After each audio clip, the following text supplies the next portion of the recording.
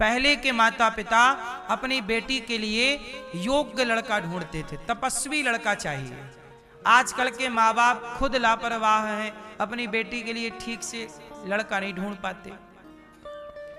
आपने बेटी के लिए लड़का ढूंढ दिया है, अब वो दिन भर शराब पी के तुम्हारी छोरी को मारता है, ऐसा लड़का ढूंढा है तुमने। और बाद में तुम कहते हो बेटी के भाग्य का है, क्या करें। अब तो यही कहोगे, इसके अलावा तुम्हारे पास कोई बहाना भी नहीं है। विवाह करने के पहले पूरा प्रोसेस होता है। आजकल विवाह का पूरी रस्म, पूरा सब कुछ लोग निभाते ही नहीं ना। आजकल विवाह मतलब मजाक है। आज विवाह क्या बन गया है? मजाक। कैसा मजाक? क्यों? जिस लड़के का विवाह हो रहा है उसे यही नहीं पता कि विवाह क्यों करना चाहिए। पूछो किसी भी दुल्हा से, क्यों भैया विवाह करने जा रहा है? हाँ, क्यों करना चाहिए विवाह? पूछो, उत्तर दे पाए भला? उसे पता ही नहीं कि विवाह क्यों करना चाहिए। लड़की से पूछो कि भाई तुम विवाह कर रही हो, क्यों करना चाहिए? विवाह क्यों करते हैं भाई, क्या जरूरत है? आप बताओ भैया, विवाह क्यों करना चाहिए? आपने किया विवाह? क्यों किया है? जन्म के लिए। आपने विवाह क्यों किया? ये भैया बताएंगे। कोई कहता है कि संतान उत्पन्न करने के लिए, वंशावली बढ़ाने के लिए। वंशावली तो सुअरों की भी खूब बढ़ रही है।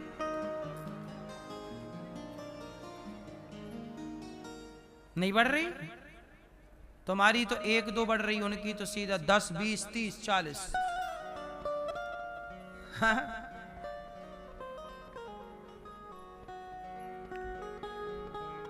विवाह का मतलब है,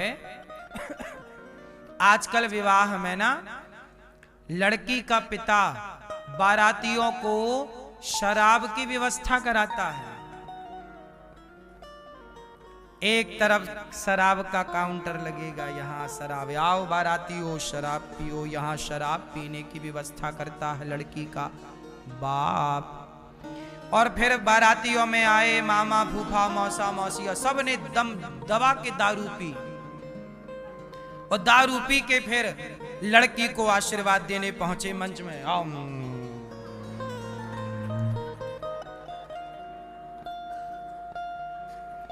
फूफा को पता ही नहीं कि फूफा का फा कहां है, मामा को पता ही नहीं कि मामा का मां कहां है, और ये छोरी को आशीर्वाद दे रहे हैं।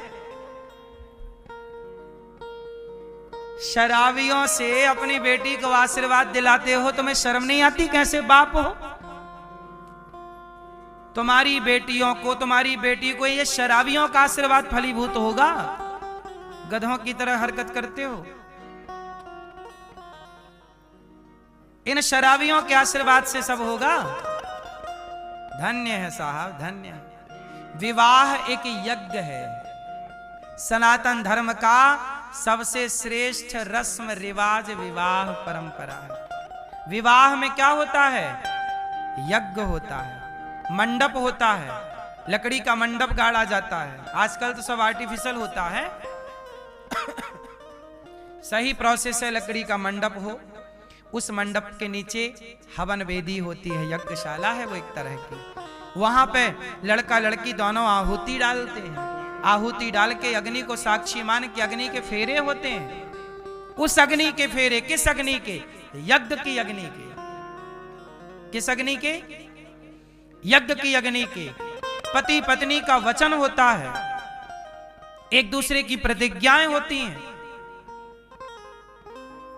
वो यज्ञ है।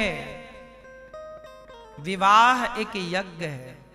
विवाह क्या है? एक यज्ञ है। लेकिन उस यज्ञ को शराब का ठेका बना दिया लड़की के बाप ने। पैसे हैं साहब, दिखाना है दुनिया को कि देखो हमने अपनी बेटी के विवाह में करोड़ रुपया खर्च कर दिए। है कोई ऐसा? वाह, दिखावे की जिंदगी अच्छी जी लेते हो। ये दिखावा है। शराब पिला रहे हो और वो शराबी तुम्हारी बेटी को आशीर्वाद देंगे। इन शराबियों के आशीर्वाद से तुम्हारी बेटी सुहागन रहेगी। आशीर्वाद भी सबका नहीं लिया जाता, सबके पांव नहीं छुए जाते। जैसे जिनके हम पांव छूते हैं, श्रेष्ठ जनों के, महान जनों के पांव छूते, ताकि उनका गुण, उनका आचरण हम में प्रवेश। करंट है एक प्रकार का ये। पांव छूने की परंपरा क्या है? जैसे एक व्यक्ति को कोरोना हो गया और उसने यदि दूसरे को छू लिया तो दूसरे को भी संभावना है। जब बीमारी एक से दूसरे में आती है तो गुरुजनों के, साधुजनों के आशीर्वाद, गुरु जी आशीर्वाद देंगे। गुरु गोरखनाथ जी का जन्म कैसे हुआ? एक साधु आए, एक साधु आए गांव में, भिक्षाम देही, वो भिक्षा मांग के खाते, मैया भिक्षा भिक्षा भिक्षा। एक मैया बोली, गुरु जी भिक्षा तो मैं दे दूंगी, मेरे बेटा नहीं है, कई साल हो गए ब्याह के, कोई पुत्र नहीं है।